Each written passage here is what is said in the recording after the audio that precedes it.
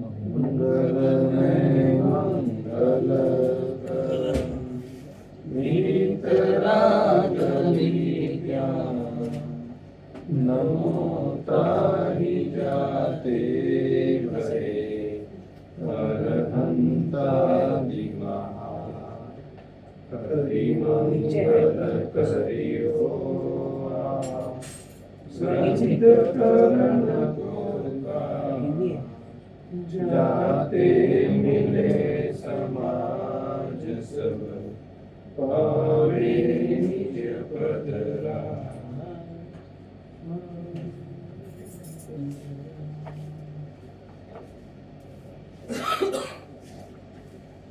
मोक्ष मार्ग प्रकाशक ग्रंथ में अथवादि कर्म सुनता है, जिसमें अनुयोग की व्याख्यान करने वाला विषय चल रहा था। अभी हम लोग 278 पेज पर व्याकरण न्यायाधिक शास्त्रों का प्रयोजन यहाँ से विषय लोगों को प्रारंभ करना है।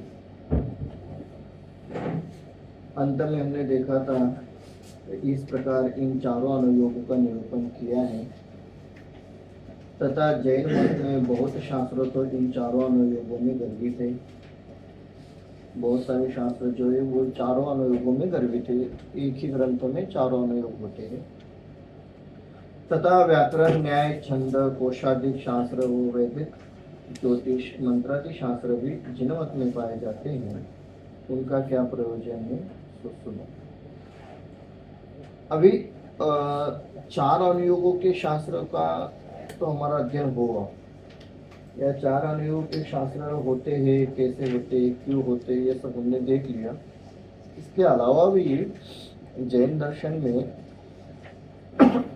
व्याकरण न्याय छंद कोशादि तीन शास्त्र इस प्रकार के शास्त्र भी होते हैं। उनका जिन मत में क्या प्रयोजन है उसका विचार करते हैं। व्याकरण न्यायाधिक शास्त्रों का प्रयोजन। व्याकरण न्यायाधिक का अभ्यास होने पर अनुयोग रूप शास्त्रों का अभ्यास हो सकता है, इसलिए व्याकरण आदि शास्त्र कहे हैं। कोई कहे भाषा रूप सीधा निरूपण करते तो व्याकरण आदि का क्या प्रयोजन था। या फिर 290 होगा उसमें। कह रहे हैं कि भाई व्याकरण न्यायाधिक का अभ्यास होने पर अनुयोग रूप शास्त्रों का अभ्यास हो सकता है, पर व्याकरण न्यायाधिक शास्त्रों का यदि हमें थोड़ा बहुत भी ज्ञान है तो फिर हमें अनुयोग रूप शास्त्र जो है इनका अध्ययन करना, अभ्यास करना बहुत आसान होगा। इसलिए व्याकरण न्यायाधिक शास्त्रों कहे हैं। तो फिर शिष्य प्रश्न करता है कि भाषा रूप सीधा निरूपण करते तो व्याकरण आदि का क्या प्रयोजन था। मतलब हम कहते हैं सीधी सीधी बात कहते तो फिर ये व्याकरण और न्याय ग्रंथों का कोई प्रयोजन ही नहीं था। उत्तर, भाषा तो अपभ्रंश रूप अशुद्ध वाणी है। देश देश में और कहे हैं, वह महंत पुरुष शास्त्रों में ऐसी रचना कैसे करे तथा व्याकरण न्यायाधि शास्त्रों न्यायाधि द्वारा जैसे यथार्थ सूक्ष्म अर्थ का निरूपण होता है वैसा सीधी भाषा में नहीं हो सकता। इसलिए व्याकरण आदि की अन्वय से वर्णन किया है। सो अपनी बुद्धि के अनुसार थोड़ा बहुत इनका अभ्यास करके अनुयोग प्रयोजन शास्त्रों का अभ्यास करते हैं। कहते हैं कि सीधा निरूपण करते हैं। उत्तर कह रहे कि सीधा निरूपण नहीं हो सकता। क्यों नहीं हो सकते उसका कारण कह रहे हैं। भाषा तो अपभ्रंश रूप अशुद्ध वाणी है। भाषा अपभ्रंश रूप अशुद्ध वाणी है, इसका मतलब ये हुआ हम हमारी भाषा में किसी भी प्रकार का वर्णन करते हैं और किसी भी प्रकार की बोलचाल हम लोग रखते हैं तो वो अशुद्ध वाणी है। और अशुद्ध वाणी में तत्वों का, द्रव्यों का निरूपण नहीं हो सकता। इसलिए नहीं हो सकता है क्योंकि वहाँ निर्णय करना है, वहाँ अनुभव करना है, और निर्णय और अनुभव जिसका करना है और वो समझने के लिए भाषा भी तो उस प्रकार की होनी चाहिए। सो अशुद्ध भाषा में ये कार्य नहीं हो सकता है। और कहते भी हैं देश देश में और कहे और है, मतलब किसी देश में, किसी प्रदेश में, किसी भूभाग पर एक प्रकार की भाषा है तो दूसरे स्थान पर दूसरे प्रकार की भाषा है। सो इसलिए भी ये संभव नहीं है। हम मात्र हिंदी भाषा का ही विचार करें तो राजस्थान प्रांत में जो हिंदी भाषा है वो अलग है, उत्तर प्रदेश की हिंदी भाषा अलग है, मध्य प्रदेश की अलग है, छत्तीसगढ़ की अलग है। तो कहने के लिए हिंदी है, बस सब जगह की हिंदी अलग अलग है। यानी ये वो चावल और भात ऐसा नहीं ना, नहीं, चावल भात जैसे ही वो है, नहीं। चावल भात जैसा ही है, परंतु जो अर्थ अपेक्षित है वो अर्थ का ग्रहण नहीं हो सकता है। भाषा के परिवर्तन से या अशुद्ध भाषा का प्रयोग करने से हमें उस तत्व का सही अर्थ समझ में नहीं आ सकता है, जो भी बात कहना चाह रहे हैं उसका यथार्थ भाव हासिल नहीं हो सकता है। इसलिए व्याकरण आदि से सहित भाषा ही योग्य है। क्योंकि देशी भाषा में हम लोग कहीं कुछ भी कथन करते हैं, किसी भी प्रकार का कथन करते हैं, उससे तत्वों का वर्णन होता नहीं है। वहाँ महंत पुरुष शास्त्रों में ऐसी रचना की, महंत पुरुष मतलब ज्ञानी लोग, वो ज्ञानी लोग इस प्रकार की भाषा का शास्त्रों में प्रयोग नहीं कर सकते। तथा व्याकरण न्यायादि द्वारा जैसे यथार्थ सूक्ष्म अर्थ का निरूपण होता है वैसा सीधी भाषा में नहीं हो सकता।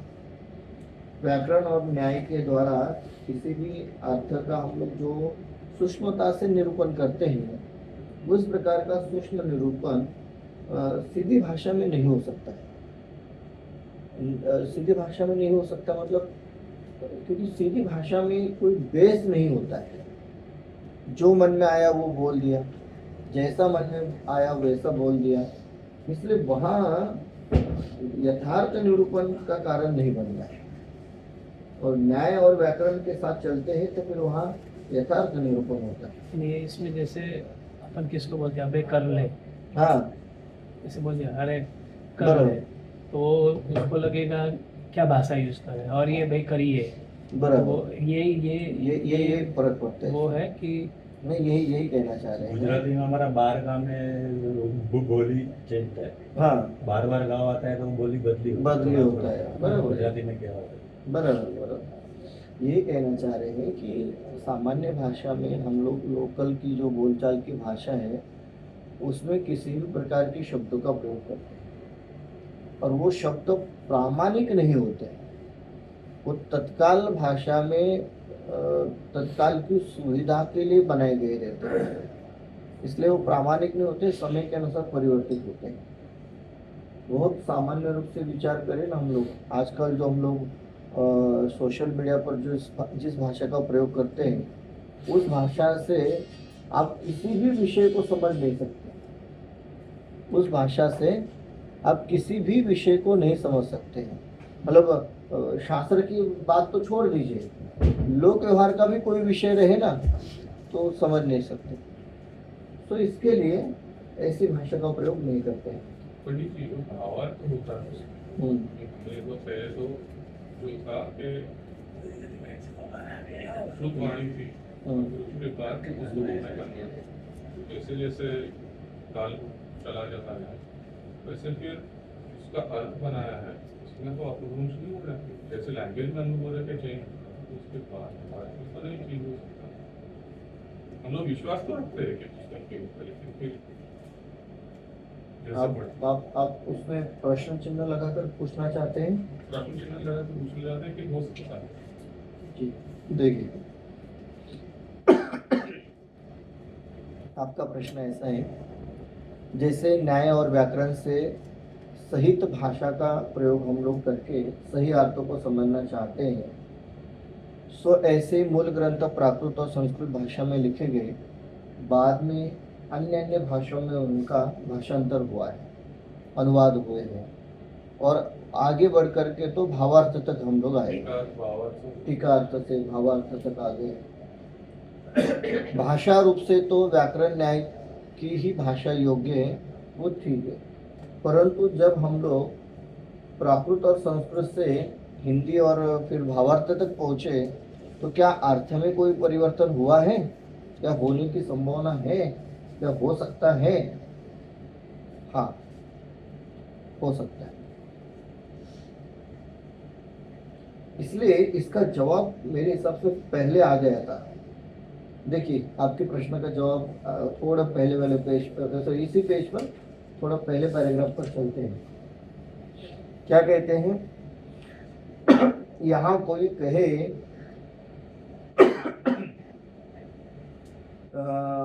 अलंकार, गणित, नीति, न्याय का ज्ञान तो पंडितों को होता है, तुच्छ बुद्धि समझे नहीं, इसलिए सीधा कथन क्यों नहीं किया? अब इसके जवाब में आपके प्रश्न का उत्तर मिला है। शास्त्र है सो मुख्य रूप से पंडितों और चतुरों के अभ्यास करने योग्य है। यदि अलंकार आदि आमनाय सहित कथन हो तो उनका मन लगे, तथा जो तुच्छ बुद्धि है उनको पंडित समझा दे, और जो नहीं समझ सके तो उन्हें मुंह से सीधा ही कथन करें। परंतु ग्रंथों में सीधा कथन लिखने से विशेष बुद्धि जीव उनके अभ्यास में विशेष नहीं प्रवृत्ति है, इसलिए अलंकार आदि आमनाय सहित करते हैं। अब देखिए, इसमें कहाँ हम लोग ये संदर्भ लेना चाह रहे हैं? ये जैसे अलंकार, गणित, नीति, न्याय, ये सबका ध्यान रखते हुए शास्त्रों में लिखान होता है कि इसमें मूल शास्त्रों में, ठीक है। अब यदि हम लोग ये जो कहा ना का जो तुच्छ बुद्धि है उनको पंडित समझा दे, अब वो पंडित समझाने लगे तो उसमें से न्याय, अलंकार, गणित और नीति ऑलमोस्ट गायब हो जाए, ऑलमोस्ट गायब हो जाए। तो जो बचेगा वो क्या रहेगा? फिर जो बचेगा वो ऐसा ही है। दिखाना था शेर, हमने बिल्ली दिखा दी, अब वो बिल्ली को ही समझ लिया। हाँ, बिल्कुल। और इस ये बात हमने लास्ट टाइम बहुत अच्छे से चर्चा में ली थी। टोडोमस महाराज जब बना उस समय ये बात चली कि भाई ये बच्चे क्या पढ़ेंगे, इनको क्या पढ़ाना चाहिए। तो उस समय धीरे धीरे फिर संस्कृत तो कम होने लगा था, हिंदी, फिर हिंदी भी साइंस में साइंस और कॉमर्स वाली लाइन बहुत ज़्यादा चल रही थी। फिर उसके बाद आर्ट्स पढ़ा करके क्या करेंगे, तो कहा आर्ट्स ही ठीक है, पर उसमें संस्कृत पढ़ा करके क्या करना है। तो ऐसे बहुत बातें चली थी, तो बहुत लोगों ने अपने अपने हिसाब से अपने विचार रखे। तो दादा ने कहा यदि आपको पंडित बनाना है तो आपको संस्कृत मीडियम में ही बच्चों को पढ़ाना है। क्यों? क्योंकि मूल आचार्य की बात को समझने के लिए उनकी भाषा आना बहुत जरूरी है। यदि उनकी भाषा ही नहीं आती है तो आप मूल अर्थों को समझ ही नहीं सकते। और हमें पंडित बनाना है तो हमें वही भाषा सिखानी। और आज मैं खुद ये अनुभव करता हूँ, हम लोग मूल संस्कृत प्राकृत भाषा को समझे। जब हम संस्कृत और प्राकृत भाषा से शास्त्रों को पढ़ते हैं और हिंदी, मराठी या अन्य किसी भाषा में पढ़ते हैं, तो उसमें जो भाव हासन होता है या उसमें जो आनंद आता है वो इसमें नहीं होता है, हो ही नहीं सकता है। क्यों नहीं हो सकता? उसका कारण है प्राकृत भाषा और संस्कृत भाषा वैज्ञानिक है। और होता क्या है कि जो संस्कृत भाषा है, हमारे बहुत सारे ग्रंथ एक्सप्लेनेशन संस्कृत में, वहाँ हर एक सिचुएशन के लिए हर एक प्रकार के भावों को व्यक्त करने के लिए हर एक प्रकार के शब्द हैं, भावों के अनुसार शब्द है और वो भावों के अनुसार शब्दों का प्रयोग हुआ है। अब वो हिंदी में या अन्य किसी भी भाषा में आप जाकर के देखो, आपके पास उतना शब्द भंडार ही नहीं है। तो हम क्या करते हैं, एक शब्द से काम चला देते हैं। अब वो एक शब्द से जब काम चला देते हैं तो फिर वो भाव ही खत्म हो जाते हैं। इसलिए जैसे आकाश है, गगन है, नभ है, इंग्लिश में अंकल, मामा, चाचा, काका सब एक ही आ गया। बस वही वाली बात यहाँ हो जाती है। आकाश, नभ, गगन, ये तीनों शब्द एक ही बात को दिखाते हैं, पर जब तीनों का प्रयोग होता है तब तीनों के अर्थ भिन्न भिन्न होते हैं। मूल ग्रंथ पढ़ते समय इसका मतलब है हमें संस्कृत में पढ़ना चाहिए और हिंदी में पढ़ना चाहिए, जितना समझना है उतना समझने की कोशिश करनी जी बिल्कुल बिल्कुल बिल्कुल, पूरा पहले संस्कृत में समझना चाहिए। आप लोग देखेंगे डॉक्टर शांति कुमार जी पाटिल साहब, पंडित जी हमारे, वो मूल संस्कृत से ही समय सार पढ़ाते हैं, हिंदी वाला नहीं। और आप देखना उनकी यूट्यूब पर क्लासेस है सब, उसे ही पढ़ना, मैं चाहूँगा उसको समझे पढ़े। क्यों?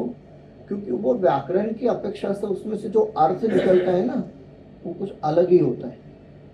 आप उसका हिंदी में अर्थ मिलान ही नहीं हो सकते। अब ये जो मूल ग्रंथ है हमारे पास मोक्ष मार्ग प्रकाशन, ये हिंदी में ही है, तो इसका स्वाद हिंदी का हिंदी में ही आएगा। अब अन्य भाषा में इसको परिवर्तित करें, वो स्वाद नहीं आएगा। कहने का मतलब ये हुआ, जब ये ट्रांसलेशन होता है ना, 60-70% ही लगभग होता है, 30% तो मान के चलो गायब हो। बिल्कुल, ये भी तो ढूंढारी भाषा वाली ये ढूंढारी भाषा, ढूंढारी भाषा अलग होती है। हाँ। ढूंढारी भाषा अलग होती है, वो लोकल लैंग्वेज थी वहाँ। ये ट्रांसलेशन नहीं किया है अपन जो पढ़ते हैं अपन ट्रांसलेशन ट्रांसलेशन पर, हाँ, ये जयपुर के पास धुंधार करके एक प्रदेश है, मतलब प्रदेश छोटा सा गांव कह सकते हैं, एरिया छोटा, वहाँ की उनकी भाषा है। सो इसलिए जब ये पूरा संस्कृत से हिंदी में आता है तो बहुत सारा अर्थ उसका चेंज हो जाता है। मूल से ही पढ़ने में बहुत अधिक लाभ है, और कोई बहुत कठिन नहीं है ये। मूल पढ़ना संस्कृत प्राकृत में बहुत कठिन नहीं है। हम ऐसे ही मूल से पढ़ना शुरू करेंगे, थोड़ा अनुमान लगाएंगे और हिंदी से मिलान करेंगे तो फिर अपने आप ही हमें समझ में आ जाता है कि ये भावासन है, उसमें ये कहना चाह रहे हैं, तो बराबर से हमें सारा अर्थ समझ में आता है। सो इसलिए कह रहे कि तथा व्याकरण भाषा तो अभ्रंश रूप अशुद्ध वाणी है, देश देश में और है, वहाँ महंत पुरुष शास्त्रों में ऐसी रचना कैसे करें, तथा व्याकरण न्यायाधि द्वारा जैसे यथार्थ सूक्ष्म अर्थ का निरूपण होता है वैसा सीधी भाषा में नहीं हो सकता, इसलिए व्याकरण आदि की अमनय से वर्णन किया। सीधी भाषा में कोई वर्णन हो ही नहीं सकता है। वो काम चलाओ थोड़ा बहुत करते वो अलग बात होगी, तो वो होता ही नहीं है। सो अपनी बुद्धि के अनुसार थोड़ा बहुत इनका अभ्यास करके अनुयोग रूप प्रयोजनभूत शास्त्रों का अभ्यास करना, गाइडलाइन दे रहे। अपनी बुद्धि के अनुसार थोड़ा बहुत इनका अभ्यास करके, वो ये नहीं कह रहे कि आप बहुत इसके मास्टर बन जाओ, पंडित बन जाओ, नहीं, और थोड़ा बहुत तो होना चाहिए इनका अभ्यास, और फिर मूल शास्त्रों का अध्ययन करें। इसमें तो सबकी बुद्धि अलग अलग होती है, सब अपने अपने हिसाब से मीनिंग भी निकालते हैं, सेंटेंस बनाते हैं, और फिर यही कारण बनता है कि सब अलग अलग अपनी अपनी फॉलोअर बनाते हैं। हमने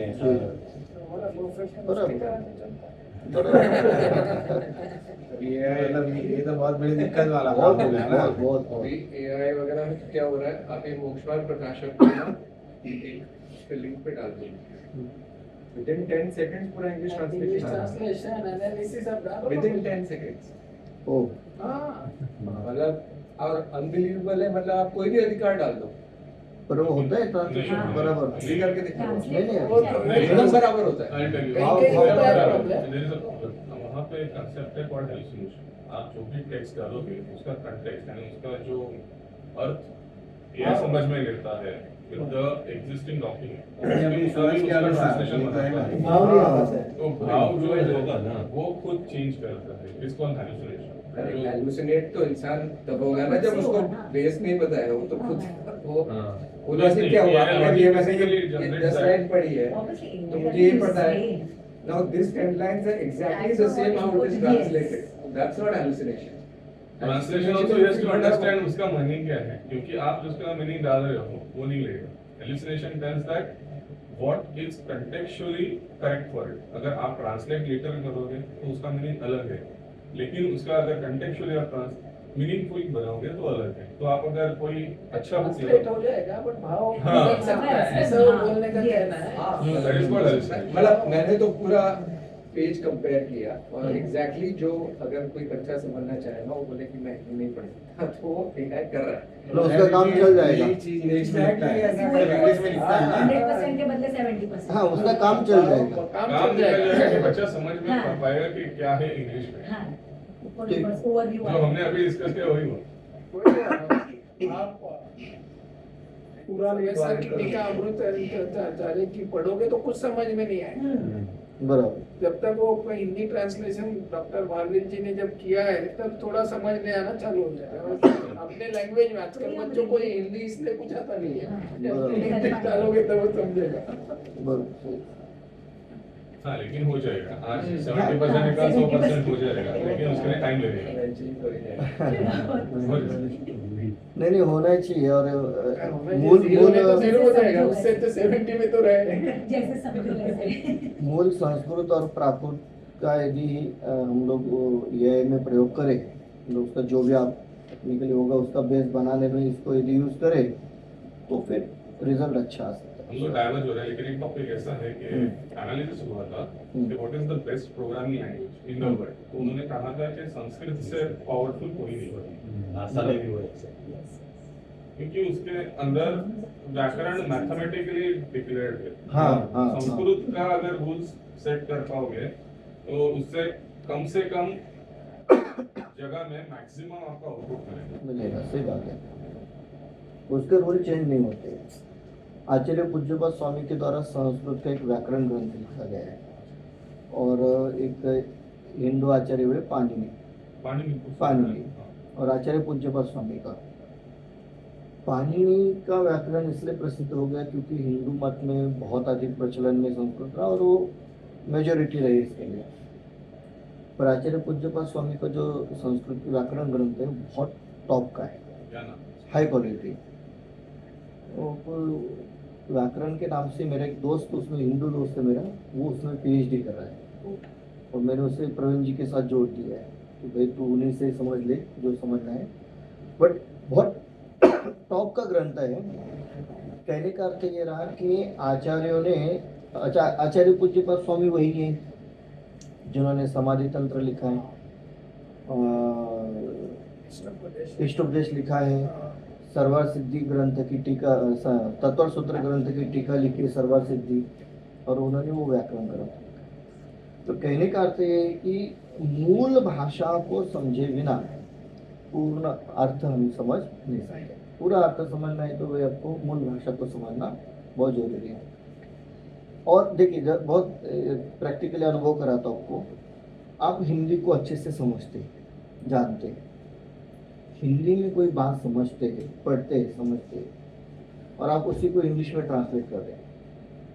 आप कर रहे हैं, बच्चा सामने समझ भी रहा है, पर आप इसे समझ करके जो आनंद ले रहे हैं वो सामने वाला आनंदित नहीं हो रहा है, उसे वो आनंद नहीं आ रहा है।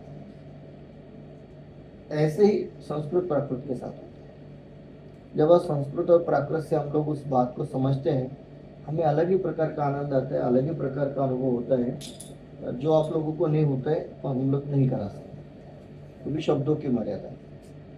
सो ऐसे ही इसलिए ये न्याय शास्त्र ग्रंथ तो बहुत जरूरी है। कनेक्शन तथा वैदिक आदि चमत्कार से जिन मत की प्रभाव न हो वह औषधादि से उपचार भी बने अथवा जो जीव लौकिक कार्यों में अनुरुक्त हैं वे वैदिक आदि चमत्कार से जैनी होकर पश्चात सच्चा धर्म प्राप्त करके अपना कल्याण करें इत्यादि प्रयोजन सहित वैदिक आदि शास्त्र कहे हैं। लेकिन प्रयोजन बहुत स्पष्ट है। व्यवहार से बात हाँ बिल्कुल। और जैन दर्शन कहता है ना, जिस भी मार्ग से वो धर्म का अनुसरण करे अनुचरण करे वो सब सही है। वेदक क्या होता है? ये मेडिसिन अच्छा वेद हाँ वेद। वैदिक आदि। अच्छा ये भी ग्रंथ है हमारे यहाँ, सच कहूँ ना तो हम लोगों को जानकारी है। एक मुझे याद आ रहा है, कोई मुझे प्रोफेसर मिले थे संस्कृत के, वो सायन में जो हमारा आयुर्वेद का बड़ा कॉलेज है वहाँ कुछ पढ़ाते थे। उन्होंने मुझे बताया था कि बहुत सारे जो आयुर्वेद में ग्रंथ उपयोग में लिए जाते हैं उसमें से बहुत सारे जैन आचार्यों के द्वारा लिखे गए और वो लोग उन्हें फॉलो करते हैं। तो कहने का अर्थ है, जैसे इन्होंने स्पष्ट कह दिया कि भाई हम लोग वैदिक बनाते हैं तो लोग उसको यूज करेंगे, पता चलेगा अरे किसने लिखा है किसने बताया, अरे वो जैन साहब ने बताया, तो लोग फॉलो करेंगे, जैन बन जाएंगे। बस वही बात है इसमें। तथा वैदिक आदि चमत्कार से जिनवत की प्रभाव न हो वो औषध आदि से उपकार भी बने अथवा जो जीव लौकिक कार्यों में अनुरुक्त हैं वे वैदिक आदि चमत्कार से जैनी होकर पश्चात सच्चा धर्म प्राप्त करके अपना कल्याण करें इत्यादि प्रयोजन से वैदिक आदि शास्त्र कहते हैं। ये पैराग्राफ हमें क्या कहना चाह रहा है? हमें वो लोक व्यवहार सिखाना चाह रहा है। बहुत सिंपल सी बात है। और ये लोक व्यवहार वाली जो बातें हैं ना, ये थोड़ी सी हम लोगों को अभी समझना है। मतलब क्या हुआ है कि हम लोग थोड़ी शुष्कता की ओर चले गए। शुष्कता की ओर गए हैं वहां तक तो ठीक है। जब हमारी शुष्कता नेगेटिविटी में चेंज होती है तो वो ठीक नहीं है। जैसे एक उदाहरण देता हूँ, महावीर जन्म कल्याणक उत्सव है, कोई हमारी साधर्मी संस्था है, जैन बंधु है, जैन भाई है, उन्होंने क्या किया उस दिन महावीर जन्म कल्याणक उत्सव के उपलक्ष्य में कोई शिविर लगाया।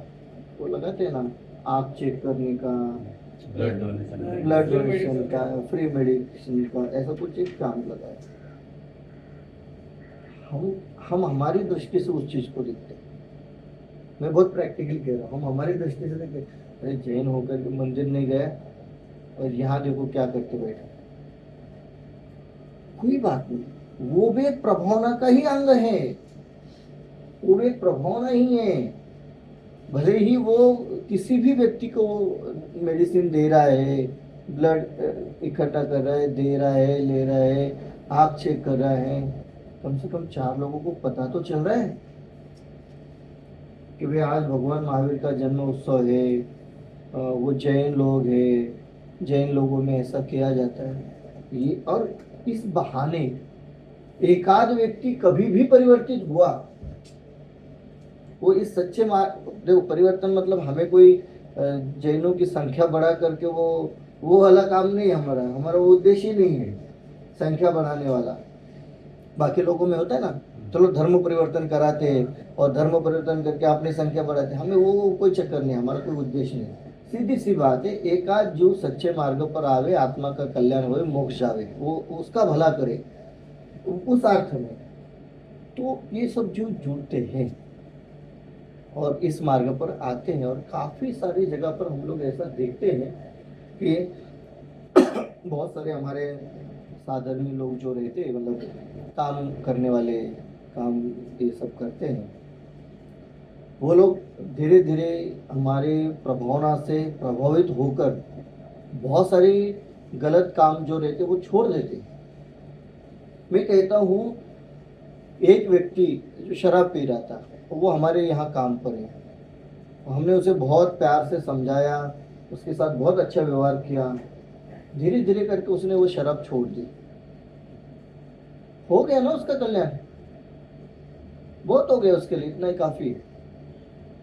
मतलब ये सब जो जो आए ना वैदिक शास्त्र, इसका अर्थ ये हो रहा है जो भी जिस मार्ग से भी आत्मा कल्याण के मार्ग पर जुड़े वो सब सही है। हाँ, बात ये है उसको वहां पर अटकाना नहीं है, वहां से आगे ले जाना है। कोई यदि साधन में हमारा इस कार्य में यदि रस ले रहा है, होते हैं ऐसे बहुत, हमारे मुमुक्ष समाज में ये कम पाया जाता है क्योंकि सब अभ्यासी लोग होने से सब पहले तत्व ज्ञान के अभ्यास पर ही जोड़ देते, बल देते हैं। पर अन्य जगह पर ऐसा होता है, यदि हम लोग कोई प्रोग्राम ले रहे हैं तो हम कहते हैं भैया आज अपने को ये विधान करना है, तो यदि किसी यंगस्टर को हम कहें ना कि आपको 1 घंटा विधान में बैठना है, वो नहीं बैठेगा। उसे को पूरे मंदिर को डेकोरेट करना है, वो पूरे रात भर लगा रहेगा, पूरे दिन भर लगा रहेगा, डेकोरेट करेगा, उसमें इसमें रस नहीं। कोई बात नहीं, किसी भी बहाने किसी भी तरीके से उसको जोड़ लो, कम से कम भटकेगा तो नहीं, अटका रहेगा। क्या पता कब उसकी होनार जग जाए और परिवर्तन हो जाए। सो इसलिए ये वैदिक शास्त्र आदि इन्होंने देखा ना, बहुत देखो, बहुत शब्द प्रयोग देखिए, बहुत स्पष्टता है। जो जीव लौकिक कार्यों में अनुरक्त है, जो जीव लौकिक कार्यों में अनुरक्त है, ये टोडरमल जी की गाइडलाइन है हमें, वे वैदिक आदि चमत्कार से, हमारे यहाँ जैन समाज में बहुत सारी जगह फ्री में डिस्पेंसरी चलती है ना, तो वे वैदिक आदि चमत्कार से जैनी होकर पश्चात सच्चा धर्म प्राप्त करके अपना कल्याण करे इत्यादि प्रयोजन से वैदिक आदि शास्त्र। और आचार्य ने बस इसीलिए लिखे हैं, कोई साधन में ठीक हो जाए तो उसे प्रभाव न होगी, वो जैन बन जाएगा, आत्मा अपने आत्मा का कल्याण करेगा। यहाँ इतना है कि ये भी जैन शास्त्र है ऐसा जानकर इनके अभ्यास में बहुत नहीं लगना। अभी हमारे लिए ये भी जैन शास्त्र है तो पढ़ते रहो, नहीं, इनमें नहीं, बहुत नहीं लगना। यदि बहुत बुद्धि से इनका सहज जानना हो और इनको जानने से अपने रागादि विकार बढ़ते न जाने। देखिए टोडरमल जी की यही बहुत विशेषता है, बहुत आनंद आता है।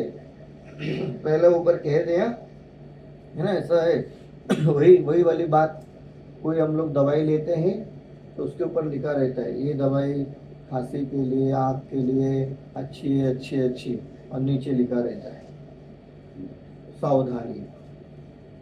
वो वाली बात है कि ये सावधानी वाला पैराग्राफ है। यहाँ इतना है कि ये भी जैन शास्त्र है ऐसा जानकर इनके अभ्यास में बहुत नहीं लगना। यदि बहुत बुद्धि से इनका सहज जानना हो। अब ये सहज जानना क्या होता है, उसका उदाहरण देना। दादा के साथ बहुत सारे हमारे विद्यार्थी चर्चा करते थे, अभी ग्रेजुएशन हो गया तो पोस्ट ग्रेजुएशन किस में करना है, तो दादा तो कहते थे जैन दर्शन में ही करो, तो जैन दर्शन में करते हैं। कोई व्याकरण में करता था, कोई साहित्य में करता था, संस्कृत साहित्य, संस्कृत व्याकरण लेकर चलाते, तो दादा को इतना पसंद नहीं आता था। फिर भी चलो ठीक है, कर रहे हैं, कोई बात नहीं, सहजता से वो वहाँ तक ठीक है, उनमें बहुत उलझना नहीं। तो ये होता क्या था कि ये जैसे लिख रहे ना, बहुत बुद्धि से इनका सहज जानना हो, तो दादा कहते थे कि आपको जैन दर्शन को छोड़ करके बाकी जो भी पढ़ना है ना, वो बहुत बुद्धि से सहज जानना हो, वहाँ तक जानो, उसमें अधिक उलझना नहीं है। और इनको जानने से अपने रागादिक विकार बढ़ते न जाने। ये रागादिक विकार क्या है, बहुत उलझ जाते फिर किसी भी विषय में। तो चलो औषधि शास्त्र का विषय है, अन्य भी संगीत शास्त्र हो सकता है, संगीत शास्त्र का भी, छंद अलंकार आगे आएंगे, संगीत शास्त्र का भी ज्ञान होना चाहिए। अब संगीत छंद में इतने न उलझ जाए कि हम छंद को ही जानने में लग जाए, तो कहते हैं रागादिक विकार न बढ़ते न जाने तो इनका भी जानना हो इजीली होना चाहिए। हाँ, हो गया तो हो गया, अभी नहीं हुआ तो कोई बात नहीं, सहजता से, इनमें उलझना नहीं है। पर ये सहजता जो है ना, ये बहुत ही अलग प्रकार की शब्द प्रयोग है।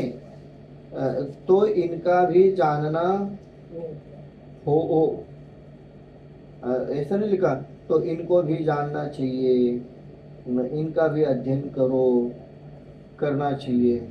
हो शब्द का प्रयोग किया है। हुए ये हो ही इतने अपने आप में स्वतंत्र है कि हो जाए तो हो जाए, नहीं हो जाए तो नहीं हो जाए,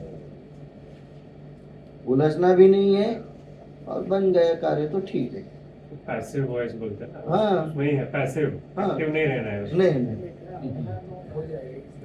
अब इसका आप किसी भी दूसरी भाषा में ट्रांसलेशन करिए, ये हो का फिर वो भावासन ही नहीं होगा।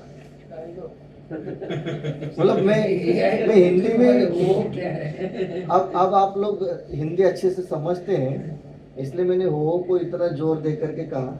यदि यही बच्चे रहते सामने ना, तो हम कहते करना चाहिए।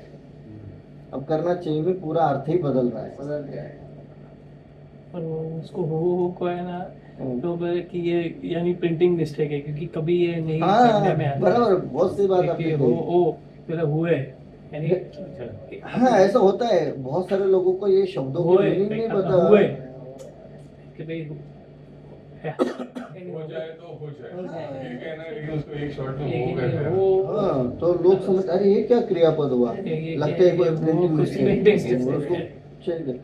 बहुत सारे ओके, शास्त्र बहुत सारे पढ़ना है। शास्त्र में लोगों ने किए भी होंगे, हाँ, हाथ से बिल्कुल। जो लिख रहे होंगे ना, जिनके खुद के होंगे वो करेंगे कि भाई हुए नहीं हुआ। देखिए, ऐसा होता है, शास्त्र किस इसमें लिखा गया है, किस टोन में लिखा गया है, वो भी बहुत जरूरी होता है। ये ग्रंथ बहुत सामान्य है, इसकी भाषा, इसका विषय सब बहुत सामान्य है, पर इसकी जो टोन है ना, वो आध्यात्मिक टोन है। अब ये हो शब्द आपको वो आध्यात्मिक टोन में, कौन से आध्यात्मिक टोन आएगी इसमें? क्रमबद्धता, क्रमबद्ध परे वाली बात है ये। अब जिसको क्रमबद्ध परे का बेस पता है, क्रमबद्ध परे का ज्ञान है, उसको हो शब्द का भावासन होगा। यदि वो नहीं है तो फिर आपको इसमें चाहिए शब्द प्रयोग करना पड़ेगा। तो ये विशेषता रहती है। फिर अनुयोग शास्त्रवत, ये शास्त्र बहुत कार्यकारी नहीं है। अनुयोग शास्त्र मतलब 4 अनुयोग, उसके समान ये कोई बहुत कार्यकारी नहीं है, इसलिए इनके अभ्यास का विशेष उद्यम करना योग्य नहीं। विशेष नहीं करना है, सहजता से हो जाए तो क्या करें। हम लोग पढ़ते थे ना, तो हम तो जैन दर्शन से पूरा अध्ययन किया है, तो जैन दर्शन के साथ एक पेपर इंग्लिश होता था, एक हिंदी होता था, फिर संस्कृत भी होता था, 2 पेपर संस्कृत के लिए एक, और अन्य भी कभी कभी दूसरे भी पढ़ने में आते थे, सिलेबस में रहते थे। हम लोग सोचते थे इनकी क्या जरूरत है, सीधे जैन दर्शन के 2 शास्त्र और बढ़ा देते थे, तो ऐसा नहीं है। एक उसका उदाहरण देता हूँ, एक सर्वदर्शन संग्रह नाम का शास्त्र हम लोगों को जैन दर्शन के अध्ययन में था। तो हमने कहा हमें जैन दर्शन पढ़ना है, सर्वदर्शन संग्रह की क्या है? सर्वदर्शन मतलब सभी दर्शन, सभी फिलोसॉफीज का अध्ययन करो, उसकी क्या जरूरत है, हम अपना ही पढ़ लेंगे ना, टाइम बचेगा। नहीं, अपना अच्छे से पढ़ने के लिए दूसरों का क्या है वो भी पता होना चाहिए। तो वो वाली बात है कि इसमें विशेष उद्यम नहीं करना है, सब पर ज्ञान सबका होना बहुत जरूरी है। पंडित जी ने 5वां 6वां अध्याय उसके लिए, हाँ बस, और उन्होंने वहाँ बहुत संक्षिप्त में दी ये बातें। ये जितना हम सर्वदर्शन संग्रह की बात कर रहे हैं, उसको जो संक्षिप्त में पढ़ना है, तो ये 5वां अधिकार पढ़ो, काम हो जाएगा। हम लोग क्या करते थे, जो संस्कृत में पूरा सर्वदर्शन संग्रह पढ़ते थे, वो सिलेबस में था हम लोगों के।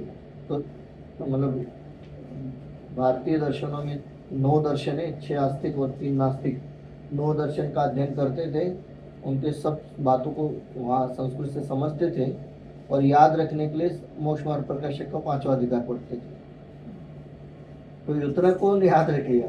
तो टू द पॉइंट समरी है, तो इसको समझ लो। यदि क्वेश्चन आया तो भाई इससे लिख देंगे तो काम अपना चल जाएगा। और समझ पढ़ने के लिए फिर वो पूरा पढ़ो ऐसा।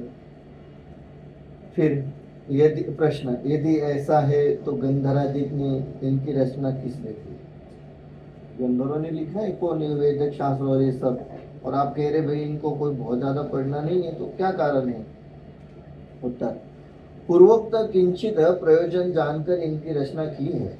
जैसे बहुत धनवान कदाचित अल्प कार्यकारी वस्तु का भी संचय करता है, परंतु थोड़े धन वाला उन वस्तुओं का संचय करे तो धन तो वहाँ लग जाए, फिर बहुत कार्यकारी वस्तु का संग्रह कहाँ से करे?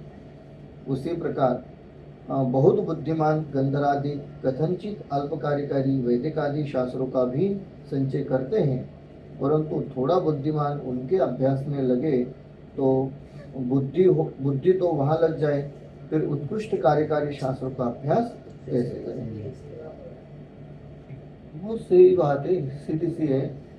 देखिए, जिनके पास बहुत धन है, बहुत पैसा है, तो वो घर बनाए तो वहाँ एक पेंटिंग लगाए 2 लाख 10 लाख की, वहाँ एक लगाए, यहाँ एक लगाए, तो उनके लिए ठीक है। अब जिनके लिए सीमित धन है तो वो तो इतना विचार करें कि भाई 4 दीवारें ठीक ठाक हो जाए, इतना ही काफी है। सो ऐसे ही जिनके पास बहुत बुद्धि है वो तो चारों एनओ का मूल प्रयोजन भूत अर्थ पहले जाने समझे लिखें, और अधिक बुद्धि है, समय है, तो अन्य शास्त्र का भी अध्ययन करें। वहां देखो शब्द प्रयोग किया ना, जैसे बहुत धनवान कदाचित अल्प कार्यकारी वस्तु का भी संचय करता है। अल्प कार्यकारी वस्तु क्या होती?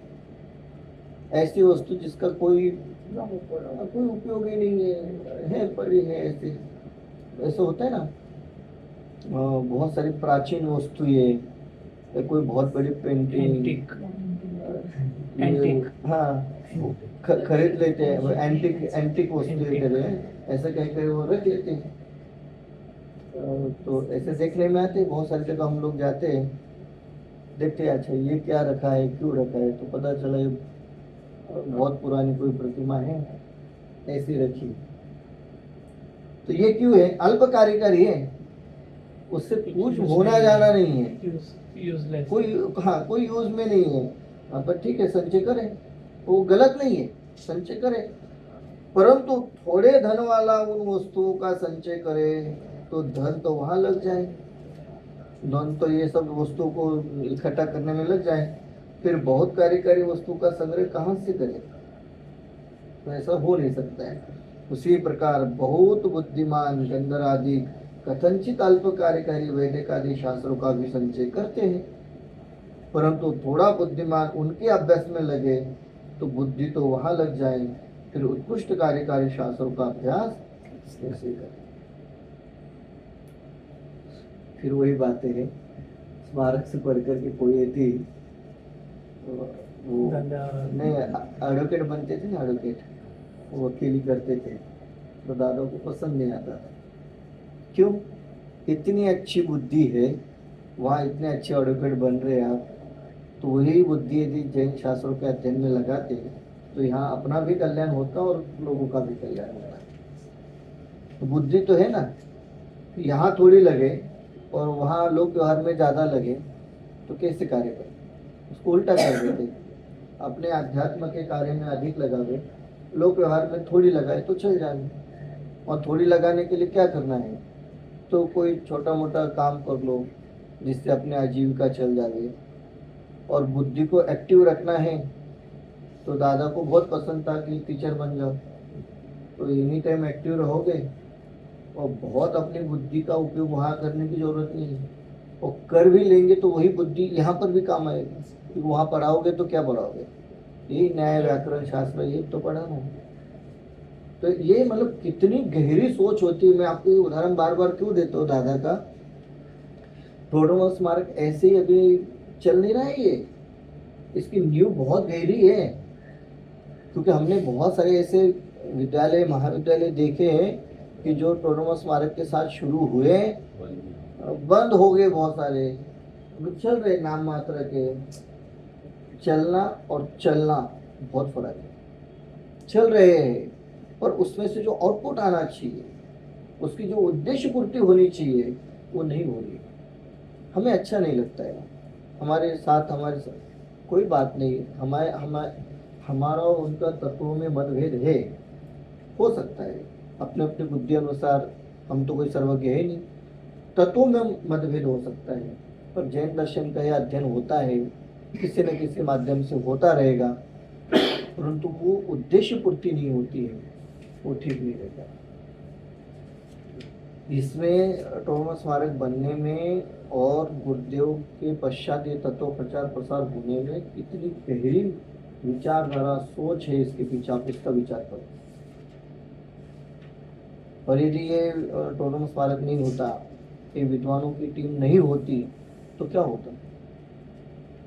ये तत्व वही तो वही फिर से छूट जाता था, फिर ये मंदिरों तो सीमित रहता था, फिर मंदिर भी नहीं बन पाते थे, तो फिर पता नहीं इसका क्या होगा। आज भी हमारे बहुत सारे स्मारक से विद्यार्थी निकलते हैं ना, ये भले कहीं पर भी जावे, आजकल नई नई जगह का जाते हैं, और वहाँ पर भी ये सब चीज़ों का प्रयोग वो लोग करते हैं और उनको इसका बहुत लाभ भी होता है। फिर कहते हैं तथा जैसे मंदरागी तो पुराणादि श्रृंगारादि का निरूपण करे, तथापि विकारी नहीं होता, परंतु तीव्र रागी जैसे श्रृंगारादि का निरूपण करे तो पाप ही बांधेगा, उसी प्रकार मंदरागी गंधरादि के वे वैदिकादि शास्त्रों का निरूपण करे तथा विकारी नहीं होते, परंतु तीव्र रागी उनके अभ्यास में लग जाए तो रागादि बढ़ाकर पाप कर्मों को बांधेगा, ऐसा जानना। मतलब तीव्र रागी और मंद रागी को उदाहरण दे रहे हैं, और बात भी सही है। कोई मंद रागी हो तो पुराणादि में श्रृंगारादि का निरूपण करें। जैसे उदाहरण में कहें तो हमारे बहुत सारे प्रथमानुक्त शास्त्र हैं, उन प्रथमानुक्त शास्त्रों में यदि आप पढ़ेंगे तो बहुत श्रृंगार का वर्णन होता है। श्रृंगार मात्र एक प्रकार का ही होता है ऐसा नहीं है, नगर का वर्णन हो रहा है, फिर नगर का वर्णन के साथ साथ में राजमहल का वर्णन हो रहा है, बहुत सारे वर्णन होते हैं उसमें, और इतना सूक्ष्मता से वर्णन होता है कि हम सोच भी नहीं सकते। तो ऐसा सारा भी वर्णन हो तो भी वो कह रहे वो विकारी नहीं होते, क्योंकि राग ही नहीं, बहुत अल्पमंद राग है तो कैसे विकारी होंगे। परंतु कोई तीव्र रागी हो तो श्रृंगारादि का निरूपण करके पाप ही बांधता है। वो कैसे? वो अलग अलग प्रकार का श्रृंगार पड़ता है, अलग अलग प्रकार के अपने राग को बढ़ाता रहता है। उसी प्रकार कोई मंदरागी हो, मंदरागी गंधराधिक है, या आचार्य भगवान है कोई, वो वैदिक शास्त्र लिखे, व्याकरण शास्त्र लिखे, न्याय शास्त्र लिखे, तो भी उन्हें कोई फर्क नहीं पड़ता है, वो तो लिख करके छोड़ जाते हैं। परंतु कोई तीव्र रागी हो तो ये सब उन्हें पढ़ करके फिर पाप ही बांधेगा। सो इसके लिए इन सब विषयों को हमें यथा योग्य समझना है, इतना ही जानना है कि जिससे अपना काम चल जाएगा, उसमें अधिक उलझना नहीं। इस प्रकार जैन मत के उपदेश का स्वरूप जानना, ये बहुत सुंदर बात है। इस प्रकार जैन मत के उपदेश का स्वरूप जानना, पहले तो उपदेश का स्वरूप समझो। ये क्यों समझाया होगा हम लोगों को? उपदेश ही समझाते हैं ना। उपदेश का स्वरूप इसलिए समझाते हैं क्योंकि उपदेश पर हमारा श्रद्धा अटल हो जाए, दृढ़ हो जाए। हम कोई भी वस्तु खरीदने के लिए जाते हैं तो वो दुकानदार हम लोगों को समझाता है कि भाई ये वस्तु ऐसे ऐसी बनी है, इसमें ये चीज़ यूज़ हुई है। बहुत सिंपल है। कोई ब्रास की वस्तु खरीदने गए, स्टील की वस्तु खरीदने गए, मैं बहुत प्रैक्टिकली कहता हूँ। कल परसों में एक दुकान में एक वस्तु खरीदने के लिए गया, स्टील की खरीद रहा था। उसने मुझे समझाया ये 304 पता नहीं क्या क्या बोल रहा था, उतना ही याद रहा। तो वो क्यों समझाना चाहता था? कि जो वस्तु मैं आपको दे रहा हूँ उसकी कीमत इसलिए इतनी है क्योंकि ये सब उसके पीछे काम है, तो उद्देश्य की पूर्ति की।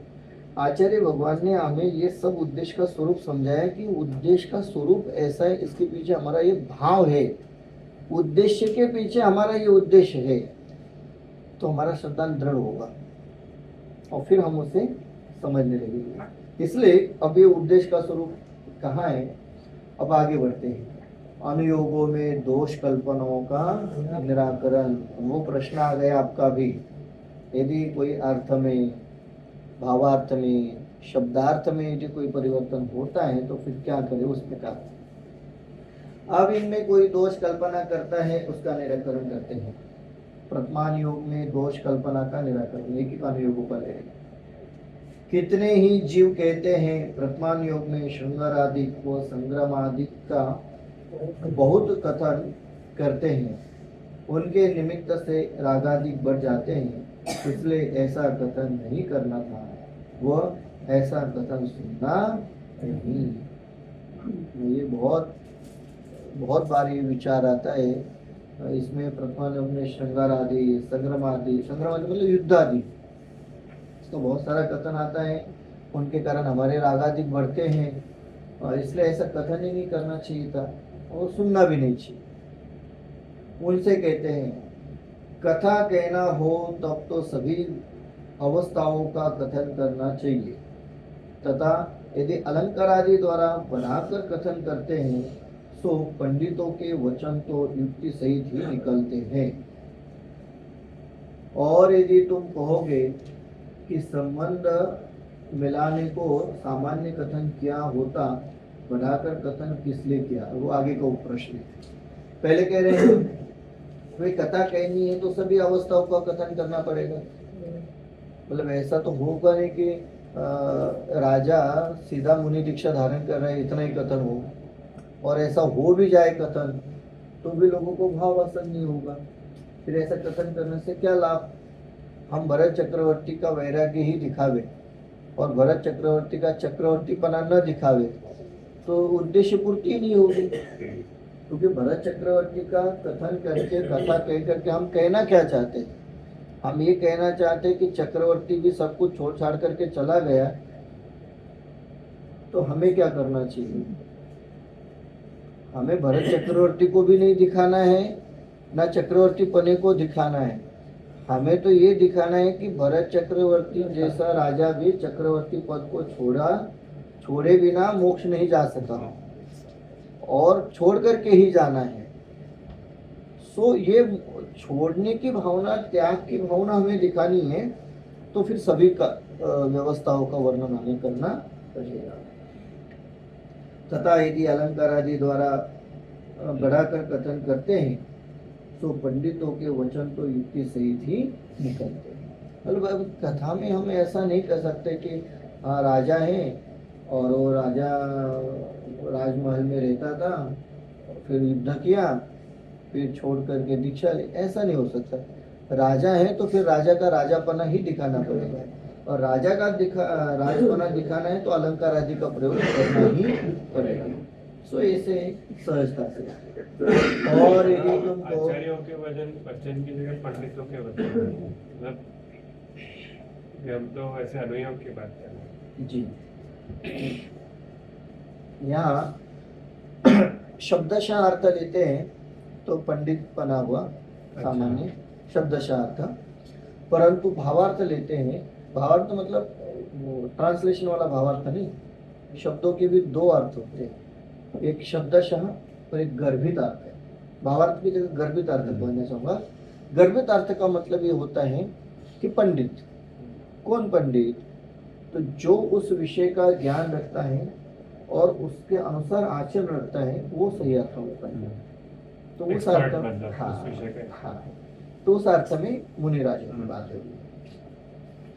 और यदि तुम कहोगे कि संबंध मिलाने को सामान्य कथन किया होता, बढ़ाकर कथन किस लिए किया, हाँ थोड़ा बहुत कह देते थे, फिर ये अधिक क्यों कहा, उसका उत्तर यह है कि परोक्ष कथन को बढ़ाकर कहे बिना उसका स्वरूप भाषित नहीं होता, तथा पहले तो भोग संग्राम आदि इस प्रकार किए, पश्चात सबका त्याग करके मुनि हुए इत्यादि चमत्कार तभी भाषित होंगे जब बढ़ाकर कथन किया। ये बात है, पश्चात सबका त्याग करके मुनि हुए। इसके लिए यदि आपको ये बात समझानी है तब तो फिर आपको ये सब बढ़ा चढ़ा करके कथन करना ही पड़ेगा। तथा तुम कहते हो उसके निमित्त से रागादिक बढ़ जाते हैं, सो जैसे कोई चैत्यालय बनवाए उसका प्रयोजन तो वहाँ धर्म कार्य कराने का है, और कोई पापी वहाँ पाप कार्य करे तो चैत्यालय बनवाने वालों का तो दोष नहीं है। उसी प्रकार गुरु ने पुराण आदि में श्रृंगार आदि का वर्णन किया, वहाँ उनका प्रयोजन रागादिक कराने का तो है नहीं, धर्म में लगाने का प्रयोजन है। परंतु कोई पापी धर्म न करे और रागादिक ही बढ़ाए तो श्री गुरु का क्या दोष होता है। बहुत सारे शास्त्रों में श्रृंगार आदि का वर्णन किया है। अब वो श्रृंगार आदि में उलझ जावे तो उसमें हम क्या कर सकते हैं।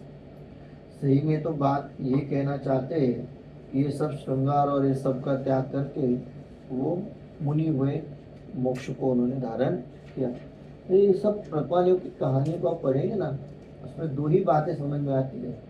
यदि भोगों के साथ मरण हुआ तो नरक गति हुई या अधोगति हुई, अब भोगों का त्याग किया तो मोक्ष हुआ, तदभूमि हुआ तो है ही, नहीं हुआ तो कोई बात नहीं, अगले भूमि होगा, अगले भूमि होगा। सो ये मूल उद्देश्य है। अब ऐसे शास्त्रों को पढ़ करके कोई भी अर्थ लेवे तो उसमें हम क्या कर सकते। यदि तू कहे कि रागादिक का निमित्त हो, ऐसा कथन ही नहीं करना था, उसका उत्तर यह है। एक प्रश्न। हाँ, और हमने 7वां अध्याय किया, इसमें तो हमने व्यवहार को और विषय को अच्छी तरह समझ लिया, और हम लोग अगर सिक्वेंशियल पढ़ते जाए तो उन्होंने वहाँ पे तो हमें बहुत यहाँ तक लेवल तक लेके गए, और अभी हमें यहाँ पे आके खड़ा कर रहे हैं कि बेसिक लेवल तक आप डिफरेंशिएशन समझो। ऐसा ऊपर नीचे क्यों है? एक्चुअली हम लेके गए कि बढ़ती रहनी चाहिए हमारी अंडरस्टैंडिंग की लेवल, और फिर 7th के जगह पे वो 9th होना चाहिए, तो ये 6th पे या 5th पे होना चाहिए। ऐसा क्यों किया? बहुत से प्रश्न पूछा आपने। टोडरमल साहब ने जब ये लिखा पूरा, तो लिखने में 7वां अधिकार लिख करके हमें बहुत मतलब ऊंचाई तक लेकर के गए थे, और उसके बाद फिर ये सामान्य सा कथन क्यों हो रहा है। देखिए, उपदेश हमेशा ऊंचा ही होता है। सबसे पहले वही बात होगी जो सारभूत होती है। अब सारभूत बात को यदि समझ लिया है तो फिर बाकी का सारा कथन होगा। कॉन्टेक्स्ट पे जैसे किया है कि उसके बाद हाँ, मतलब अभी एक्चुअली तो 7वें अधिकार जैसे है ना, समय सार ग्रंथ है, कितनी गाथा का है? 415 तो हम लोगों के लिए, सच्चे लोगों के लिए 12 गाथा है। 12 गाथा समझ लो हो गया पूरा। फिर वो कहते 12 से काम नहीं चला तो 38 तक आ जाओ, और फिर 38 में भी काम नहीं बन रहा है तो फिर आगे बढ़ो। अच्छा, उसमें भी है जीवाजी अधिकार तक, कर्ता कर्माधिकार तक, आश्रवाधिकार, बंधाधिकार, संवर अधिकार, मतलब जहां तक काम बने वहां तक ठीक है, नहीं फिर 415 तक चलो, वाली बात है। और फिर आप दूसरा इस आपके प्रश्न को दूसरे एंगल से हम लोग देखते हैं, ये सब होने के बाद फिर ये क्यों हो रहा है। श्रद्धान हो गए ना हमारा 7वें अधिकार में, एक प्रकार से श्रद्धान हमारा पक्का हो गया है। अब क्या करना है? श्रद्धान तो हो गया, अब क्या करना है? अब उस श्रद्धान को दृढ़ रखने के लिए 4 अनुयोगों का अध्ययन करना है। श्रद्धान तो हो गया, जीव जुदा पुद्गल जुदा हो गया, पर उसे बनाए रखने के लिए शास्त्र पढ़ने पड़ेंगे। तो शास्त्र पढ़ने की क्या विधि हो, वो इसमें अभी समझा है। मतलब उपदेश की पद्धति जैन दर्शन में तो ऐसी है, कोई हम श्री गुरु के पास गए और हमने कहा गुरुदेव हमें मार्गदर्शन करे, हमें पथ प्रदर्शन करे तो वो तो सीधा कहेंगे मुनि बन जाओ। फिर हम कहते हैं नहीं होगा, फिर नहीं होगा तो फिर उसका आगे का एक्सप्लेनेशन होगा। वैसे ही सातवें अधिकार में जो जुदा कुतगल जुदा वाली बात हो गई, पद का श्रद्धन हो गया। अब उस श्रद्धन को बने रखना है तो चार अनुयोग को पढ़ो। चार अनुयोग में भी देखो, मूल में पहले तो चार अनुयोगों की पद्धति कह दी गई, तो सही में तो वहीं पर विषय पूरा हो गया। फिर हमने कहा ये तो ठीक है, पर ये बीच में अलंकार न्याय शास्त्र व्याकरण कहाँ आते, इसका क्या करना है, उसका हो गया। अब हमें आगे प्रश्न हुआ कि भाई इनके ये सब करने में ये बहुत सारे दोष नहीं, मतलब हमारे मन में प्रश्न आ रहे हैं कि श्रृंगार आदि का वर्णन ही नहीं होता। तो इस प्रकार का फिर धीरे धीरे आगे बढ़ा रहे, फिर बढ़ा करके छोड़ेंगे क्या, नवे अधिकार में फिर से वो आत्मकल्याण की ओर ले जाते। तो इस प्रकार की ये रचना मुझे याद नहीं है किससे बात हुई थी, लेकिन ये मुझे बराबर याद है क्या बात हुई थी इसके बारे में। जो ये सब लिखा गया था उनके द्वारा, तो उनको भी ऐसा नहीं था कि ये पहला अधिकारी होगा, ये दूसरा अधिकारी होगा, ये आठवां अधिकार होगा। वो लिखते गए थे और री अरेंज बाद में शायद होने वाला था, तो उनको उनके हिसाब से। और जो है ना, नहीं तो ये तो क्या उन्होंने जो लिखा वही ये लोग ने छाप दिया अधिकार बना के, उन्होंने जिस तरह से लिखते गए वो, तो ऐसा हुआ है शायद इसमें। री अरेंज हुआ ही नहीं क्योंकि वो बाद में कंप्लीट नहीं हुआ, इसके लिए। तो ये बात भी मुझे किसी ने, मुझे याद नहीं आ रहा किसने बोला था। अच्छा है क्या? हाँ, आप कह रहे वो बिल्कुल सही है। ये अधिकारों का क्रम टोडरमल जी ने नहीं रखा है। उन्हें जो मन में आया उस समय जो भाव बनते गए वो सब उन्होंने लिखा है। सीक्वेंस या अधिकारों का अलग अलग करना हो या फिर इसकी जो हीडिंग है, ऐसा कहीं पर भी टोडरमल जी का कुछ नहीं है। क्यों नहीं है? क्योंकि उनके मन में कल्पना में जो ग्रंथ था वो बहुत अलग था। ये जितना भी शास्त्र हमारे पास है ये जस्ट उसकी एक प्रस्तावना है, पूर्व भूमिका है। मूल शास्त्र तो नवे अधिकार से शुरू हो रहा है।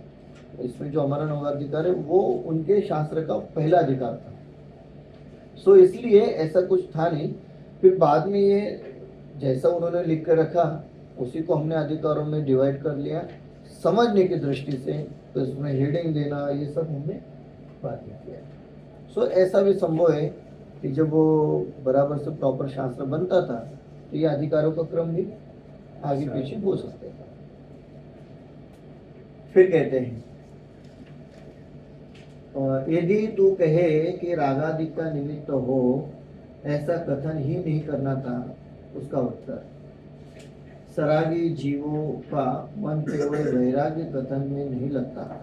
इसलिए जिस प्रकार बालक को बताशे के आश्रय से औषधि देते हैं, उसी प्रकार सरागी को भोगादि कथन के आश्रय से धर्म में रुचि कराते हैं। अब बहुत स्पष्टता है कि वे ऐसा राग बढ़ने वाले कथन ही नहीं करते। तो कहते हैं सरागी जीवों को ये बात जमती ही नहीं है।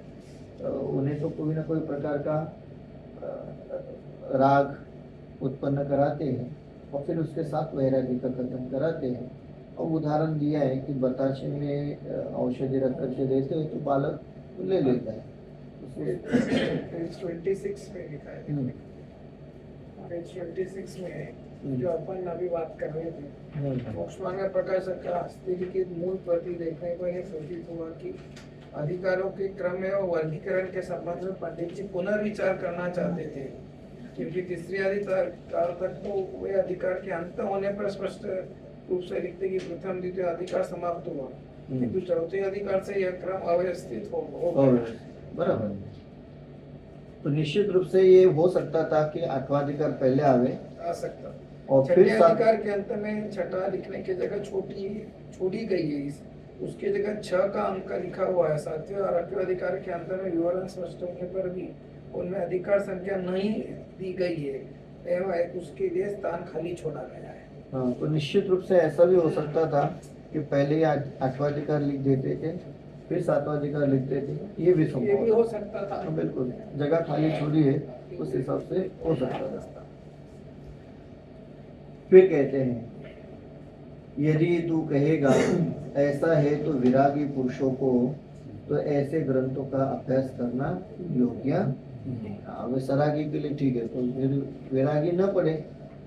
उसका उत्तर यह है, जिनके अंतरंग में राग भाव नहीं है उनको श्रृंगार आदि कथन सुनने पर राग आदि उत्पन्न ही नहीं होते। वे जानते हैं कि यहाँ इसी प्रकार कथन करने की पद्धति है। हाँ, मतलब जो वैरागी उन्हें क्या फर्क पड़ता है, वो समझ जाते हैं कि यहाँ ऐसे ही कथन होना है, ऐसे होना है। फिर तू कहेगा जिनको श्रृंगार आदि का कथन सुनने पर राग आदि हो आए उन्हें तो वैसा कथन सुनना योग्य नहीं है। उसका उत्तर यह है, या जहाँ धर्म ही का प्रयोजन है और जहाँ तहाँ धर्म का पोषण करते हैं, ऐसे जैन पुराण आदि में प्रसंग व श्रृंगार आदि का कथन किया है, उसे सुनकर भी जो बहुत रागी हुआ हो तो वह अन्यत्र कहाँ विरागी होगा।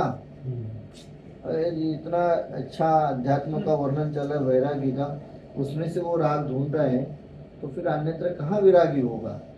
वह तो पुराण सुनना छोड़कर अन्य कार्य भी ऐसे ही करेगा जहाँ बहुत रागादि हो। इसलिए उसको भी पुराण सुनने से थोड़ी बहुत धर्म बुद्धि हो तो हो अन्य कार्यों से तो यह कार्य भला ही। हाँ, ये छोड़ेगा और तो फिर और अधिक रागाधिक बढ़ेगा। उससे अच्छा है कि सुनते रहे तो थोड़ा बहुत तो कुछ ना कुछ लाभ होगा। और बात तो यही भी है, क्या पता कब इस शब्दों को सुनने मात्र से भवितव्यता जग जावे, तो ऐसा भी हो सकता है। तथा कोई कहे वर्तमान योग में अन्य जीवों की कहानियां हैं, उनसे अपना क्या प्रयोजन सकता है। मेरी तो नहीं कहानी, किसी और जीव की, उससे क्या लाभ होगा।